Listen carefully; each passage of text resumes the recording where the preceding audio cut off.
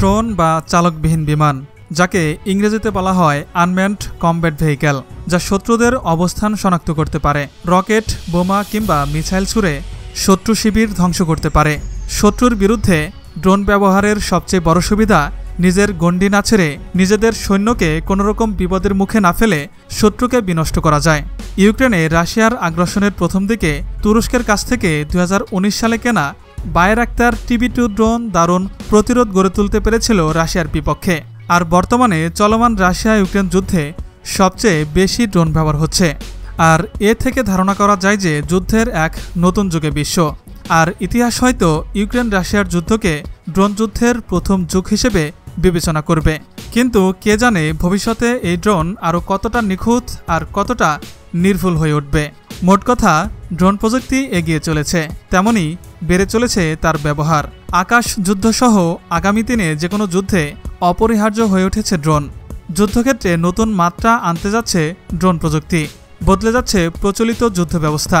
সর্বশেষ কয়েকটি যুদ্ধে ড্রোনের অতি উচ্চমাত্রার সফলতার কারণে সব দেশই তাদের সমরনীতি ও সমরকৌশলে পরিবর্তন আনতে বাধ্য হচ্ছে।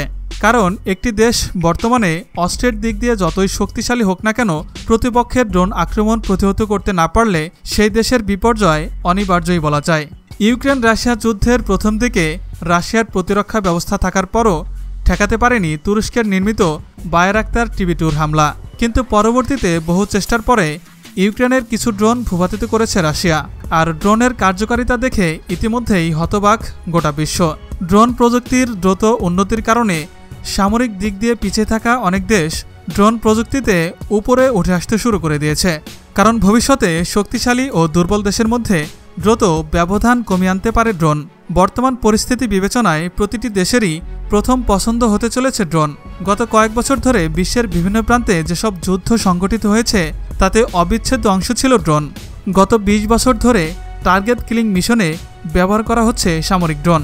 পাকিস্তান ও আফগানিস্তানের বিভিন্ন দুর্গম অঞ্চলে যুক্তরাষ্ট্র আল কায়দা বিরোধী অভিযানে ড্রোন হামলা পরিচালনা করে আসছে। সম্প্রতি কয়েকটি বড় যুদ্ধে ব্যাপক মাত্রায় ড্রোন ব্যবহার হয়েছে। সিরিয়া, লিবিয়া এবং সর্বশেষ আর্মেনিয়া আজারবাইজান যুদ্ধে ড্রোন ব্যবহারে তুরস্কের সাফল্য সারা বিশ্বে আলোচিত বিষয়ে পরিণত হয়েছে। কারণ ড্রোন স্বয়ংক্রিয়ভাবে লক্ষ্যবস্তুর উপর আঘাত হানতে পারে, এমনকি ড্রোনের আঘাতে যুদ্ধের ট্যাঙ্কও নিমিষেই উড়িয়ে দিতে পারে। আধুনিক ড্রোনের সামনের অংশে একটি সেন্সরযুক্ত ক্যামেরা বসানো থাকে, যা দিয়ে লক্ষ্যবস্তুর উপর নজরদারি চালানো যায়, যার কারণে সব দেশের সমর পরিকল্পনায় এখন অপরিহার্য বিষয়ে পরিণত হয়েছে ড্রোন। কারণ প্রচলিত ব্যয়বহুল সমরাস্ত্রের বিপরীতে সস্তা দামের ড্রোন অনেক বেশি কার্যকর। পরিস্থিতি এমন দাঁড়িয়েছে যে ড্রোন প্রযুক্তি ছাড়া বর্তমানে অনেক ক্ষেত্রেই যুদ্ধে সাফল্য লাভ অসম্ভব বিষয় হয়ে দাঁড়িয়েছে। অনেক দেশের কাছেই উন্নত এয়ার ডিফেন্স সিস্টেম বা আকাশ প্রতিরক্ষা ব্যবস্থা থাকলেও ড্রোন প্রযুক্তির ক্ষেত্রে তা অকার্যকর। কারণ মিসাইল ডিফেন্স সিস্টেম অতি উঁচুতে এবং বড় লক্ষ্যবস্তুতে আঘাত করতে সক্ষম, কিন্তু ড্রোনের মতো ছোট লক্ষ্যবস্তুর আক্রমণ ঠেকাতে পারে না শক্তিশালী মিসাইল ডিফেন্স সিস্টেম। আবার অনেক ধরনের অত্যাধুনিক ড্রোন ধরা পড়ে না প্রতিপক্ষের রাডার ব্যবস্থায়। 2020 সালের 14 সেপ্টেম্বর সৌদি আরবের তেলক্ষেত্রে হামলা ঠেকাতে ব্যর্থ হয়েছিল যুক্তরাষ্ট্রের মিসাইল ডিফেন্স সিস্টেম। সিরিয়ায় রাশিয়ার বিমান ঘাঁটিতে শক্তিশালী এয়ার ডিফেন্স সিস্টেম থাকার পরও ড্রোন হামলা ঠেকানো যায়নি। ফলে এয়ার ডিফেন্স সিস্টেম দিয়ে ড্রোন হামলা প্রতিহত করা যে কোনো দেশের জন্যই বেশ কঠিন।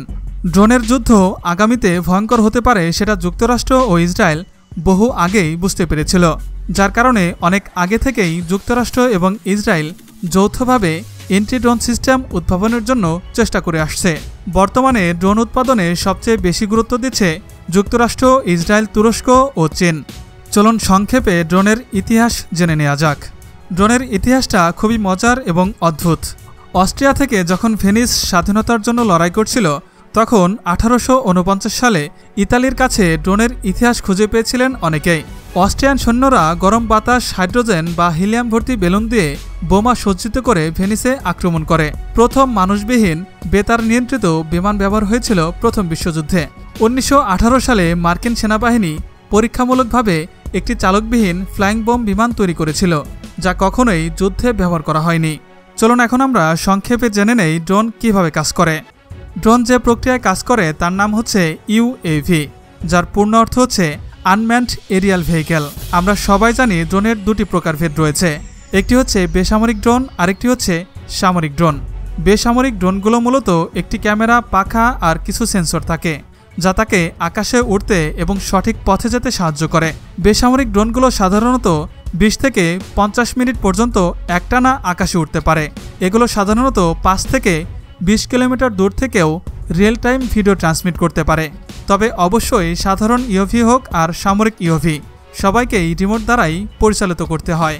অপরদিকে সামরিক ইওভিগুলোতে থাকে ককপিট, উন্নত প্রযুক্তির ক্যামেরা, লেজার, জিপিএস এবং বিভিন্ন ধরনের শত শত সেন্সর।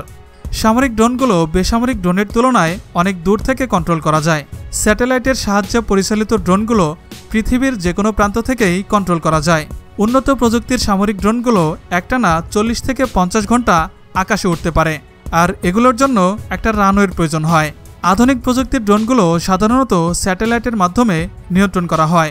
ড্রোনের পাইলটের পাঠানো সিগন্যাল স্যাটেলাইটের মাধ্যমে ড্রোনের কাছে পৌঁছায়, সে অনুযায়ী ড্রোন কাজ করে। একইভাবে ড্রোনের অবস্থান, ড্রোনের মাধ্যমে ধারণ করা ভিডিও সহ যাবতীয় তথ্য স্যাটেলাইটের মাধ্যমে ড্রোনের পাইলটের স্ক্রিনে দেখতে পায়। ড্রোন হচ্ছে বর্তমান যুগের সেরা আবিষ্কারের একটি, যেটা আমরা নিজের প্রয়োজনে আর নিরাপত্তার সব ক্ষেত্রেই ব্যবহার করি। তবে আমরা সবাই জানি এই ড্রোন এখন যুদ্ধক্ষেত্রেই বেশি ব্যবহৃত হচ্ছে।